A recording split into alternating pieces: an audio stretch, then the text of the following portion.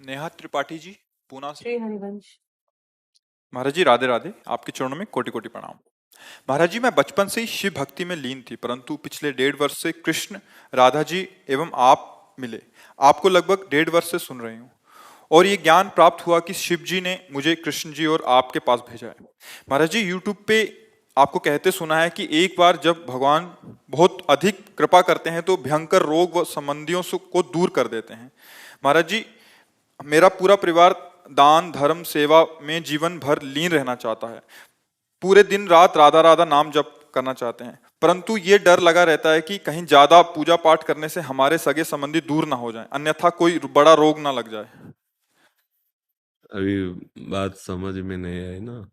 शास्त्र के जो वाक्य हैं, जैसे धन को तिजोरी में रखा जाता है बहुत सुव्यवस्थित, ऐसे ही जो परमार्थ की वस्तु होती है, शब्द सामने दिखाई दे रहा है लेकिन उसका अर्थ वो नहीं है, उसका भाव नहीं है। जैसे भगवान ने युधिष्ठिर जी से कहा, जिस पर मैं कृपा करता हूं उसका सर्वनाश कर देता हूं।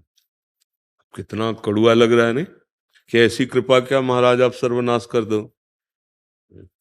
सर्वनाश दुखों का समझना है उसको।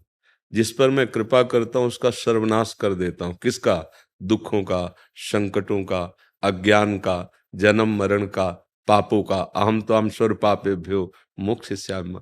भला मंगल भवन भगवान किसी के मंगल का नाश कर सकते हैं? जैसे नहीं, माता में जो वात्सल्य है, पूरे विश्व की माताओं के, पशु पक्षी जितनी भी, वो हमारे भगवान के एक अंश से है। ऐसे वात्सल्य समुद्र भगवान अपने भक्त का कहीं नाश कर दे। आज तक कोई उदाहरण हो तो हमें बताइए। जो पूतना स्तनों में जहर लगा के भगवान को मारने जा रही, उसे वो गति दे रहे हैं जो मैया यशोदा को मिलती। भला वो भगवान अपने भक्त का अमंगल कर सकते हैं? जैसे भगवान सूर्य से कहा जाए कि तुम्हारी ताकत हो तो अंधकार करके दिखाओ, तो नहीं ताकत है, क्योंकि जब तक वो रहेंगे अंधकार नहीं होगा। ऐसे ही भगवान से कहा जाए तुम्हारी ताकत हो तो अमंगल करके दिखाओ, तो भगवान को ताकत नहीं कि वो अमंगल कर सके, क्योंकि वो मंगल भवन है। तो भगवान अपने जनों से प्यार करके जो बात कर रहे हैं, वो समझ ठीक ना होने के कारण है। अपने जनों का अमंगल नाश कर देते हैं, दुख नाश कर देते हैं, विपत्ति नाश कर देते हैं। भला कौन सी ऐसी विपत्ति है जो भक्त को दुखदाई लगी हो? किसी भी भक्त के बताना चरित्र जिसमें हम विपत्ति देखते हैं, उसमें कृष्ण मुस्कुराते हुए समीप नजर आते हैं। वो विपत्ति क्या, जिसमें अपना प्यारा अपने नजदीक, वो विपत्ति है। वो संपत्ति विपत्ति जिसमें प्रभु दूर हो और हम भूल जाएं प्रभु को भोगों में, वो विपत्ति है। देखो, हम परिचय जानते हैं विपत्ति का हनुमान जी महाराज का। हनुमंत विपत्ति प्रभु सोई, जब तो सुमिरन भजन न हो। तो ये डर लगना, अभी प्यार ही नहीं किया तो डर लगता है। जब प्रेम होता है तो डर नहीं रहता है। बच्चा बच्ची प्रेम कर लेते हैं ना, तो दोनों निश्चय कर लेते हैं कि जहर खा लेंगे, लेकिन अब हम बिलग नहीं होंगे। दुनिया की हर गाली सहेंगे, अपमान सहेंगे, मर जाएंगे। परिवार, इज्जत, धर्म, कुल, सबका प्यार एक कोने में रख करके और भाग पड़ते हैं ना। और हम प्रभु से प्यार करते हो, डर लगता है कहीं कुछ अमंगल ना हो जाए। सोचो, एक शरीर से प्यार करने वाला परवाह नहीं करता किसी भय की, और तुम सब शरीरों की आत्मा जो भगवान है, उनसे प्यार करने पर ही भय लगे कि कहीं ऐसा ना हो जाए। अभी प्यार नहीं है, अभी तो बातें हैं प्यार की, प्यार नहीं। प्यार जो होता है वो एक अलौकिक वस्तु होती है। नहीं तो डरना नहीं। बात समझ में नहीं आती इसलिए ऐसा है। भगवान अपने जनों को बहुत प्यार करते हैं। ये जरूर है कि बाहरी देखने में आपको लग सकता है कि एक बार दो मित्र थे, स्कूल में पढ़ते थे। अब आगे जब यौवन अवस्था आई तो एक गलत संग में पढ़कर शराब पीना, व्यभिचार करना, गंदे आचरणों में उतर गया, और एक अच्छे संग से गंगा स्नान करना, नाम जप करना, ऐसे। तो जो गंदे आचरण करता था, रात दिन उसकी उन्नति होने लगी, रुपया और सब अच्छे अच्छे भोग सामा। और जो गंगा नहाता था, नाम जप करता था ना, उसका स्तर गिरने लगा, लौकिक। 10वें वर्ष दोनों का मुलाकात नहीं हुई। अचानक एक दिन वो गंगा नहा के आ रहा था, तो देखा सामने कि वो दोस्त हमारा स्कूल वाला, और वो बहुत सूट बूट से अच्छे कपड़े पहने ऐसे, तो उसने भी देखा कि वही मित्र है हमारा जो स्कूल में। बस वो उधर देख ही रहा था कि खजूर होता है ना, खजूर, खजूर का बड़ा कांटा गंगा नहाने वाले के पैर में लगा, क्योंकि नंगे पैर रहता था। और नाम भगवान का उच्चारण करते बैठ गया पैर पकड़, और वो खूब अच्छे कपड़े वो सब पहन के आया। बोले देख, कहता था क्या मिला तेरे को, देख मेरे पास गाड़ी है, रुपया पैसा, मैं खाता हूँ, मौज मस्ती से रहता हूँ, तू बड़े ठीक से रहता है, गंगा नहाता है, तेरी दशा देख क्या है, क्या दिया भगवान ने तेरे को। और ऐसा कह के वो चला गया। उसके भी मन में आया कि बात तो सही कह रहा है, मैं बचपन से भगवान का नाम ले रहा हूँ, गंगा नहा रहा हूँ, तो हमारी ये दशा है। और मैं जानता हूँ ये दोस्त हमारा कैसा है, बड़ी मौज मस्ती में। क्या भगवान का भजन करना दुख और नाना प्रकार के संकट मोल लेना है, ऐसा उसके मन में आ गया। और जब कभी किसी भक्त के मन में संशय होता है तो भगवान तुरंत निवारण करते हैं। भगवान एक वृद्ध ब्राह्मण के स्वरूप में आए, अरे बेटा तुम्हारे कांटा लग गया क्या, मैं निकालूं।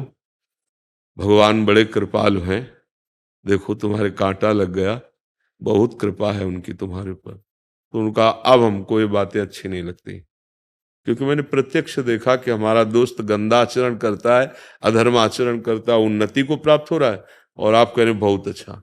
तो उन्होंने कहा देखो तुम्हें पता नहीं है, मैं तुम्हें दिखाऊं, तुम्हारा जो मित्र है वो पूर्व जन्म में इतना पुण्य किया था कि उसे इस जन्म में चक्रवर्ती सम्राट होना था। उसने पापाचरण करके सारे पुण्य नष्ट कर दिए। अब उसका थोड़ा पुण्य रह गया और भोग ले, इसके बाद पीछे का पाप और अभी का पाप जब मिलेगा ना तो इसका सर्वनाश हो जाएगा, किसी काम का नहीं रहेगा।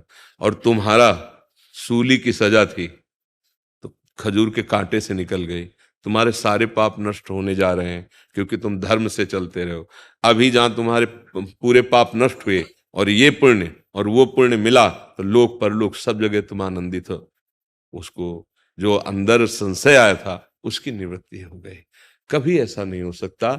सत्य मार्ग में चलने वाला थोड़ा सा आपको दुखी दिखाई दे सकता है, जैसे धर्मराज युधिष्ठिर, बहुत अभिमान में है दुर्योधन, 12 वर्ष का वनवास, 1 वर्ष का अज्ञातवास, ऐसे पवित्र भगवान के महाभागवत जो देवताओं से प्रकट हुए हैं, उनको कष्ट पर सिंहासन पर कौन बैठा, अंत में वही बैठे और विनाश हो गया कौरवों का। तो हम ये बात समझ नहीं पाते हैं कि शास्त्र क्या कह रहा है। भगवान जो कहते हैं मैं जिस पर कृपा करता हूं उसका सर्वनाश कर देता हूं, सर्वनाश करने का तात्पर्य है उसके दुखों का। और भी लिखा है बंधु विच्छेदम, मैं परिवार से संबंध रहित कर देता हूं, क्योंकि वही भगवत प्राप्ति में जो बाधा होती है, जननी जनक बंधु सुत दारा, तन धन धाम श्रद्ध परिवारा, तो सबकी ममता ताग बटोरी, मम पद मन ही बांध बरडोरी, वो हम नहीं कर पाते तो भगवान कर देते हैं। क्या होता है कि परिवार सब छोड़ के चला जाता है? नहीं, वो परिवार के हर सदस्य को बहुत प्यार करने लगता है, क्योंकि उसको अब ये ज्ञान हो गया सब में भगवान है। भावना समझने के कारण फिर लगेगा कि देखो ये तो बड़ी विपरीत स्थिति है, और मैं जिस पर कृपा करता हूं उसको धन रहित कर देता हूं। धन रहित, अब घबरा जाओगे ना कि रुपया पैसा नहीं, धन का अभिमान नहीं होता। अगर ये बात होती धन रहित तो चक्रवर्ती सम्राट अम्बरीश जी है ना, खजाना है ना उनके पास, और भगवान के महान भक्त है ना, तो फिर बात कैसे सच्ची कैसे समझ में आएगी। वैस अगर ये हो कि मैं जिस पर कृपा करता हूं उसका धन हटा लेता हूं, तो सुदामा जी को सुदामापुरी फिर क्यों बना के दी? वैसे ही खाने की व्यवस्था नहीं, क्योंकि इसका मतलब रहस्य समझना है। धन का अभिमान नष्ट कर, जो धन का अभिमान जीव को गिराने वाला है, पतित करने वाला है, उसे भगवान हटा देते हैं। भगवत वाक्यों को समझने के लिए हृदय में पवित्रता चाहिए, भक्ति चाहिए, तब हम समझ पाते हैं। तो ऐसा डरो मत कि हम अगर अधिक भजन करेंगे तो ऐसा। अब असाध्य रोग का जैसा विषय है कि जैसे हमारा पूरा रजिस्टर है, अब खत्म है, हमारा आखिरी जन्म है, दैन संसार से खत्म, अब जितना हिसाब है फटाफट, तो जैसे 100 थप्पड़ लगाने तो एक थप्पड़ लगवा दिया, 99 माफ कर दी, आगे बढ़े, मतलब फटाफट फटाफट वो पूरा, क्योंकि हिसाब खत्म होना है ना, तो उसको लगता है यार पग पग पे दुख मिलता चला जा रहा है, क्योंकि अब वो महासुख की यात्रा में जा रहा है, अब उसको दुख का लेस भी नहीं मिलेगा। अच्छा, यहाँ कितने से पापात्मा जीव देखे जाते हैं, मौज मस्ती पूरी जिंदगी के, जुकाम भी नहीं हुआ चले गए, तो ऐसा थोड़ी कोई परम पद में प्राप्त हो गए, बार बार जन्म मरण चक्र चलना है। इसलिए विधान को समझना होता है। जैसे ये होता है कि फिर भजन का क्या फल है कि आप कष्ट हो, अगर आप दुखी हो तो भजन इसीलिए तो किया गया था कि दुख ना हो, तो दुखी नहीं है, हम परम सुखी हैं। तुम बाहर की बात देखते हो, बाहर से कार से तुम उतर रहे हो, एसी रूम में रहते हो, अंदर से तुम काम क्रोध से जल रहे हो, क्या सुखी हो तुम? क्या तुम स्वस्थ हो? क्या तुम आनंदित हो? नहीं, कोई विकार हृदय में नहीं है, बस एक ही लालसा है, कब शरीर छूटे अपने प्रभु से मिले। क्या परेशानी? इस सब संसार प्रवाह में नहीं आना है, खत्म। आप जैसा विधान करेंगे उसमें मैं राजी रहूंगा और आपको प्यार करूंगा और आपको प्राप्त करूंगा। ये अलग भाव है, ये अध्यात्म मार्ग है, संसारिक मार्ग नहीं है कि हे भगवान हमारा बुखार ठीक कर दो, हमारा रोग क्यों ठीक करो। नहीं नहीं, हमारे कर्म का कोई फल है, आप भुगवाइए, पर मेरे को सामर्थ्य दीजिए कि मैं आपको भूलूं नहीं और इसे सह जाऊं। तो भगवान की बहुत कृपा है, अनंत जन्मों के पापों को क्षण में नष्ट कर रहे हैं, उनकी बहुत कृपा है। हमें ये विपरीत नहीं सोचना कि हम राधा राधा बहुत जपेंगे तो गड़बड़ हो जाएगा, नहीं नहीं, पूरा जीवन हो गया। कष्ट शब्द जिसे तुम समझते हो वो तुम्हारी समझ ठीक नहीं है। मन का सुखी होना सुख है। आप देखो ना, आपके पास सब कुछ है, मन दुखी है, तो आप भला सुखी हो क्या? और मन आनंदित है, दुख सुख मन का। अभी यहां से मन का संपर्क हटवा दिया जाए और यहाँ खूब आप ऐसे करो, कुछ नहीं लगेगा, क्योंकि दुख मन को हो रहा है ना। अच्छा, मन भगवान के आनंद में है। अब वो शरीर में कष्ट हो तो क्या फर्क पड़ता है, शरीर स्वस्थ है, मन विषयों में जल रहा है, तो क्या फायदा है। बस ये थोड़ा समझ गलत है, इसलिए ऐसा। किसका प्रश्न था, तो आप समझ पा रहे? जी बिल्कुल। जी।